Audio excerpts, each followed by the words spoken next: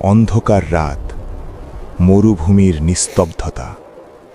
একটি ছোট্ট শিশু, যার চোখে অশ্রু কিন্তু হৃদয়ে অটল ধৈর্য।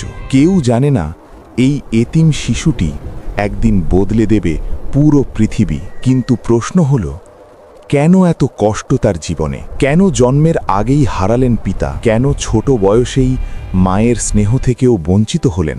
আর সবচেয়ে গুরুত্বপূর্ণ, এই কষ্টগুলো কি শুধুই পরীক্ষা ছিল, নাকি এর ভেতরে লুকিয়েছিল আল্লাহর এক মহা পরিকল্পনা?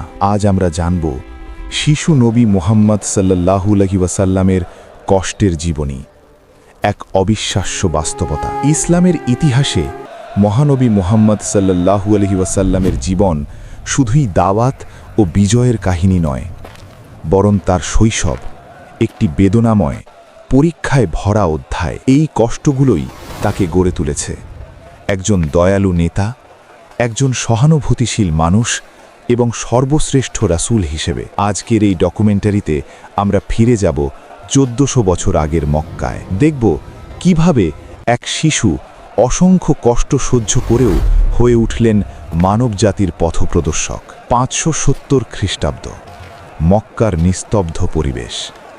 একটি শিশুর জন্ম হলো, কিন্তু সেই শিশুর বাবা নেই।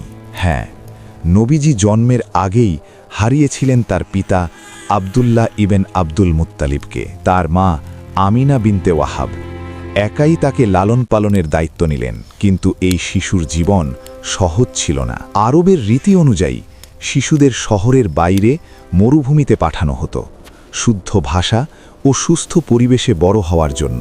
তাই ছোট্ট মুহাম্মদ সাল্লাল্লাহু আলাইহি ওয়াসাল্লামকে তুলে দেওয়া হলো হালিমা সাদিয়ার হাতে, এবং সেখানেই শুরু হলো এক ভিন্ন অধ্যায়। মরুভূমির কঠিন জীবন, অভাব, দারিদ্র্য, কিন্তু শান্ত পরিবেশ। হালিমা রাদিয়াল্লাহু আনহু বলেন, এই শিশুর আগমনের পর তাদের জীবনে বরকত নেমে আসে। শুকনো জমি হঠাৎ সবুজ হয়ে ওঠা। কিন্তু হঠাৎ একদিন এক ভয়ঙ্কর ঘটনা ঘটে। ছোট্ট মুহাম্মদ সাল্লাল্লাহু আলাইহি ওয়াসাল্লাম খেলছিলেন। হঠাৎ দুই ফেরেশতা এসে তাকে শুইয়ে দিলেন। তার বুক চিরে হৃদয় পরিষ্কার করা হলো। এটি ইতিহাসে পরিচিত শক্কে সাদর হিসেবে। এই ঘটনা দেখে হালিমা ভয় পেয়ে যান। তিনি দ্রুত শিশুটিকে মক্কায় ফিরিয়ে দেন। এটি ছিল একটি ইঙ্গিত, এই শিশু সাধারণ কেউ নয়। 6 বছর বয়স, মা আমিনা রাদিয়াল্লাহু আনহা তাকে নিয়ে যাচ্ছিলেন মাদিনায় আত্মীয়দের সাথে দেখা করতে। মরুভূমির পথ, মা ও ছেলে। কিন্তু ফেরার পথে আব্বুয়া নামক স্থানে হঠাৎ অসুস্থ হয়ে পড়েন তার মা, এবং সেখানেই মা আমিনা ইন্তেকাল করেন। একটি শিশু মরুভূমির মাঝে দাঁড়িয়ে মায়ের মৃতদেহের পাশে।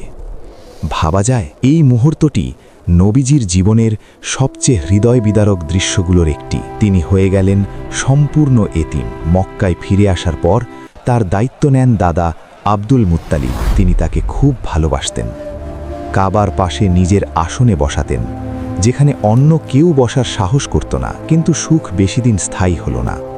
2 বছর পর দাদাও ইন্তেকাল করলেন। এবার তার দায়িত্ব গেল চাচা আবু তালিবের কাছে। আবু তালিব দরিদ্র ছিলেন, তবুও তিনি নবীজিকে নিজের সন্তানের মতো ভালোবাসতেন। এই সময়ে নবীজি শুরু করেন কাজ করা।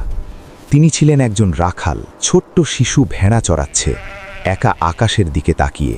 এই নিঃসঙ্গতা, এই কষ্ট, এই অভাব, সব কিছু তাকে তৈরি করছিল একজন মহান নেতা হিসেবে। কষ্টের মধ্যেই গড়ে ওঠা মহান চরিত্র। ভাবুন, একটি শিশু যার জন্মের আগেই পিতা নেই, 6 বছর বয়সে মা হারিয়েছে, 8 বছর বয়সে দাদাও নেই। তারপরেও সে কখনো অভিযোগ করেনি, সে কখনো বিদ্রোহ করেনি, বরং সে হয়ে উঠেছে আল আমিন, সত্যবাদী ও বিশ্বস্ত।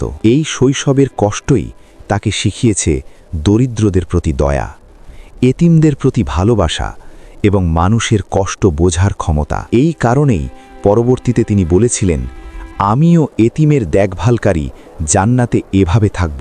2 আঙুল পাশাপাশি করে দেখিয়েছেন। এই কথার পেছনে ছিল তার নিজের জীবনের গভীর অভিজ্ঞতা। শিশু নবী মুহাম্মদ সাল্লাল্লাহু আলাইহি ওয়াসাল্লামের জীবন আমাদের একটি শক্তিশালী শিক্ষা দেয়। কষ্ট মানেই শেষ নয়, বরং কষ্টই মানুষকে মহান করে তোলে। আজ যখন আমরা ছোট সমস্যায় ভেঙে পড়ি, তখন মনে রাখা উচিত আমাদের প্রিয় নবীর শৈশব কেমন ছিল। তিনি এত কষ্ট সহ্য করেও হয়েছেন দুনিয়ার সবচেয়ে সফল মানুষ। তাই আপনার কষ্ট, আপনার পরীক্ষা, হয়তো সেটাই আপনাকে প্রস্তুত করছে একটি বড় দায়িত্বের জন্য। নিজেকে প্রশ্ন করুন, আমি কি ধৈর্য ধরছি? আমি কি আল্লাহর উপর ভরসা করছি? কারণ কষ্টের পরেই আসে স্বস্তি।